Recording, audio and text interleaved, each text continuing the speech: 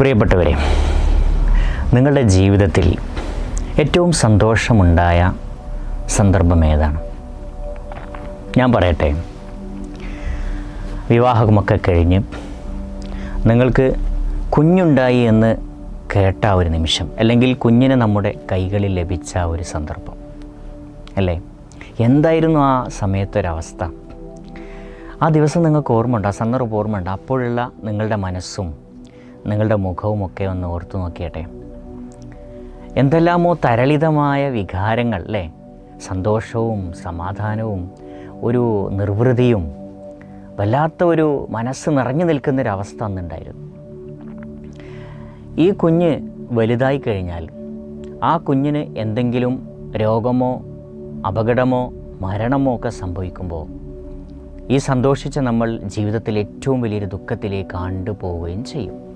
അപ്പോൾ ഒരു മനുഷ്യൻ്റെ ജീവിതത്തിലെ സന്തോഷത്തിൻ്റെയും ദുഃഖത്തിൻ്റെയും പ്രധാനപ്പെട്ട കാരണമെന്ന് പറയുന്നത് നമ്മുടെ മക്കളാണ്. മക്കൾ നമ്മുടെ അഭിമാനമാണ്, സന്തോഷമാണ്, എല്ലാമാണ്. നമ്മുടെ മക്കൾ നല്ലൊരു നിലയിലെത്തിക്കഴിഞ്ഞാൽ, അഭിമാനകരമായൊരു നേട്ടത്തിലെത്തുമ്പോൾ ആ പിതാവിൻ്റെയും മാതാവിൻ്റെയും മനസ്സിൻ്റെ ഉള്ളിലുള്ള ഒരു സന്തോഷത്തിന് അതിരുകളുണ്ടോ അല്ലേ? ജീവിതം തന്നെ സഫലമാകുന്ന, ജീവിതം തന്നെ വളരെ വിജയിച്ചു എന്ന് തോന്നുന്നൊരു നിമിഷമാണ് നമ്മുടെ മക്കൾ നല്ലൊരു ഉയർച്ചയിലെത്തുക. അല്ലെങ്കിൽ നമ്മുടെ മക്കൾ നല്ല മനുഷ്യത്വമുള്ളവരായി, നല്ല സ്നേഹമുള്ളവരായി, മറ്റുള്ളവരെ പരിഗണിക്കുന്ന നിസ്വാർത്ഥരായ നല്ല മനുഷ്യന്മാരായി മാറിക്കഴിഞ്ഞാലും നമ്മുടെ മനസ്സിൽ വലിയ സന്തോഷം ഉണ്ടാവും. ഓക്കെ, അപ്പോൾ ജീവിതത്തിലെ ഏറ്റവും വലിയ സന്തോഷവും അഭിമാനവുമായി മക്കൾ എങ്ങനെയാണ് നല്ലവരായി മാറുക? എങ്ങനെ നല്ലൊരു മക്കളെ നമുക്കുണ്ടാക്കാൻ കഴിയും? എങ്ങനെ നല്ലൊരു പേരൻ്റായി മാറാൻ കഴിയും? നല്ലൊരു പേരൻ്റായി മാറിക്കഴിഞ്ഞാലാണ് നല്ല മക്കളുണ്ടാവുക. നല്ല പേരൻ്റ് ആവൽ എങ്ങനെയാണ്? നല്ല ചില അറിവുകളും ചില പ്രാക്ടീസുകളും നമ്മുടെ ലൈഫിൽ കൊണ്ടുവരുമ്പോഴാണ് നമ്മൾ നല്ലൊരു പേരൻ്റായി മാറുക. അത്തരം ഒരു നല്ല പേരൻ്റായി മാറാൻ ആവശ്യമായിട്ടുള്ള അറിവുകളും പരിശീലനങ്ങളും അടങ്ങിയ ഡിസൈൻ ചെയ്തിട്ടുള്ള ഒരു കോഴ്സാണ് പാരൻറ്റിങ്ങിൽ നിങ്ങളിപ്പോൾ പങ്കെടുക്കുന്ന ഈ കോഴ്സ്. ഇത് പങ്കെടുത്തു കഴിഞ്ഞാൽ എന്താണ് നിങ്ങൾക്ക് ലഭ്യമാവുക എന്ന് ചോദിച്ചാൽ, നിങ്ങളിപ്പോൾ നല്ലൊരു പാരൻ്റാണോ എന്ന ചോദ്യത്തിൻ്റെ ഉത്തരം 0 മുതൽ 10 വരെ നിങ്ങൾ മാർക്ക് ചെയ്യുകയാണെങ്കിൽ, അപ്പോൾ നിങ്ങൾ നല്ലൊരു പാരൻ്റാണ്, അടിപൊളി പാരൻ്റാണ് നിങ്ങളെങ്കിൽ നിങ്ങൾക്ക് 10 മാർക്കിടാം.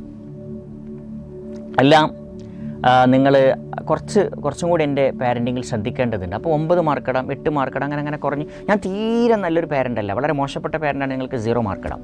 നിങ്ങൾക്ക് എത്ര മാർക്ക് കിട്ടിക്കഴിഞ്ഞാലും നിങ്ങൾക്ക് ഈ കോഴ്സ് കഴിയുന്നതോടുകൂടി ഈ കോഴ്സിൽ പറയുന്ന വിഷയങ്ങൾ നിങ്ങളുടെ ജീവിതത്തിൽ ഇംപ്ലിമെൻ്റ് ചെയ്യുന്നതിലൂടെ, നിങ്ങൾ കൊണ്ടുവരുന്നതിലൂടെ നിങ്ങളുടെ മാർക്ക് കൂടും. അഥവാ നിങ്ങൾക്ക് 2 മാർക്കാണ് ഉള്ളത് എങ്കിൽ ഈ കോഴ്സ് കഴിയുമ്പോഴേക്കും അത് 4, 5, 6 ഒക്കെ ആവും.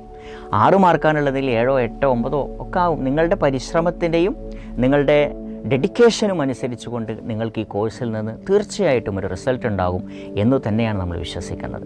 അപ്പോൾ അത്തരത്തിൽ വളരെ ഡെഡിക്കേറ്റീവായ മൈൻഡോടുകൂടെ, വളരെ സമർപ്പണ മനസ്സോടുകൂടി കോഴ്സിൽ പങ്കെടുക്കുക എന്നുള്ളതാണ് ആദ്യമായിട്ട് നിങ്ങളോട് പറയാനുള്ളത്.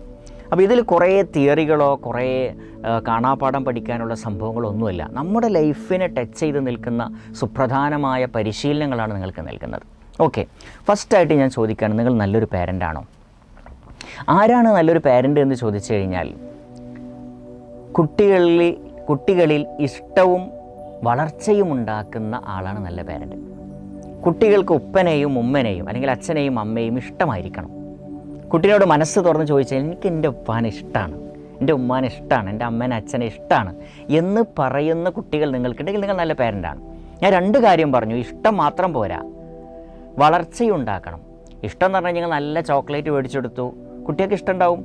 ഇന്ന് സ്കൂളിൽ പോകണ്ട അമ്മേ, അല്ലെങ്കിൽ ഉമ്മ, ഞാനിന്ന് വീട്ടിൽ നിൽക്കുകയാണ്, ഓക്കെ എന്ന് പറഞ്ഞു കഴിഞ്ഞാൽ കുട്ടികൾക്ക് ഭയങ്കര ഇഷ്ടമാവും. ഇഷ്ടം മാത്രം പോരാ, ആ കുട്ടിയുടെ ശാരീരികമായ, മാനസികമായ, വ്യക്തിത്വപരമായ അച്ചീവ്മെൻറ്റ്സിൽ കൂടി നിങ്ങൾ ശ്രദ്ധ കേന്ദ്രീകരിക്കുമ്പോഴാണ് നിങ്ങൾ നല്ലൊരു പാരൻ്റായി മാറുന്നത്. ഓക്കെ, ഇനി നമ്മുടെ വിഷയത്തിലേക്ക് നമ്മൾ പ്രവേശിക്കുകയാണ്. നമ്മൾക്ക് ഇതിൻ്റെ ഒരു നീഡ് നമുക്ക് ബോധ്യപ്പെട്ടു. കാരണം നമ്മൾ മരിച്ചു കഴിഞ്ഞാൽ, നിങ്ങൾ നല്ലൊരു പാരൻ്റായി കഴിഞ്ഞാൽ എന്താ സംഭവിക്കുക എന്നറിയോ?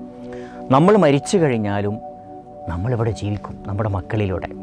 നിങ്ങളുടെ ശരീരവുമായി, നിങ്ങളുടെ മനസ്സുമായി, നിങ്ങളുടെ സ്വഭാവവുമായി, നിങ്ങളുടെ സംസ്കാരവുമായി നിങ്ങളുടെ മക്കൾ ഇവിടെ ഉണ്ടാവും. മരിച്ചു കഴിഞ്ഞാലും ആളുകൾക്ക് നമ്മുടെ മക്കളിലൂടെ നമ്മളെ കാണാൻ കഴിയും. ചില ആളുകളെ കാണുമ്പോൾ പറയാറില്ലേ, അവൻ്റെ അച്ഛൻ്റെ അതേ ഉപ്പാൻ്റെ അതേപോലെയാണ്, അവൻ്റെ നടത്തം കണ്ടില്ല, അവൻ്റെ മൂക്ക് കണ്ടില്ല, അവൻ്റെ സംസാരം കണ്ടിട്ടില്ലേ. നമ്മുടെ ആക്ഷൻസ്, നമ്മുടെ സ്വഭാവങ്ങൾ, നമ്മുടെ ഫിസിക്കലായ, നമ്മുടെ മെൻ്റലായ അല്ലെങ്കിൽ ബിഹേവിയർ തലത്തിലുള്ള പല സംഗതികളും നമ്മുടെ അച്ഛൻ്റെയും അമ്മയുടെയും അല്ലെങ്കിൽ ഉപ്പയുടെയും ഉമ്മയുടെയും കോമ്പോണൻസ് ആയാലും ഇതിൻ്റെ ഘടകങ്ങളുണ്ട്. നമ്മൾ മരിച്ചാലും നമ്മുടെ സ്വഭാവം മക്കളിലൂടെ നിലനിർത്തപ്പെടും. മക്കൾ കഴിഞ്ഞാൽ പിന്നെ പേരക്കുട്ടികളിലൂടെ, അങ്ങനെ ജനറേഷനുകൾ പലത് കഴിഞ്ഞാലും നിങ്ങളുടെ സ്വഭാവം ഇവിടെ നിൽക്കും. എത്രയോ തലമുറ കഴിഞ്ഞാൽ ഇവിടെ ഉണ്ടാവും. നിങ്ങളൊരു നല്ലൊരു ക്യാരക്ടറിൻ്റെ ഉടമയായി എന്ന് കൂട്ടുക, അപ്പോൾ നിങ്ങളുടെ മക്കൾ സ്വാഭാവികമായിട്ട് നന്നാവും. നിങ്ങളിൽ നല്ല അലിവുണ്ട്, മനുഷ്യത്വമുണ്ട്, സ്നേഹമുണ്ട്, അല്ലെങ്കിൽ അറിവുണ്ട്, എന്തെങ്കിലും സ്കില്ലുണ്ട്, അത് നിങ്ങളുടെ മക്കളിൽ പല മക്കളിലേക്കും അത് സ്പ്രെഡ് ചെയ്യും. പിന്നെ അത് അവരുടെ മക്കളിലേക്ക് പോകും. അങ്ങനെ ഇവിടെ രാഷ്ട്രീയ മേഖലകളിൽ വലിയ വലിയ ഉയർച്ചയുള്ള ആളുകൾ നിങ്ങളുടെ മക്കളിൽ വരും.